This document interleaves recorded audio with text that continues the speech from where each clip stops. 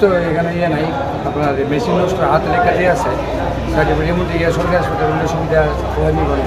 কি বলেন, এত বড় একটা হসপিটাল? ঠিক আছে, আমি আর এখন একটু গাইনি। এত বড় একটা হসপিটাল এই জিনিসটাই এত বড় হসপিটাল, একদম সার্ভিসের একটা ইয়ে নাই, ওই জিনিসটাই মানে ভালো লাগে না। ডেভেলপ হলে আমরা আরো সুবিধা হয়। আমরা এত রুগীর দেরি হইতেছে, দেরি হচ্ছে, তার লেগে তো কইতেছি মেশিন থাকতো ফটাফট নাম লিখতো, 5 লাগতো আর্টিস্ট।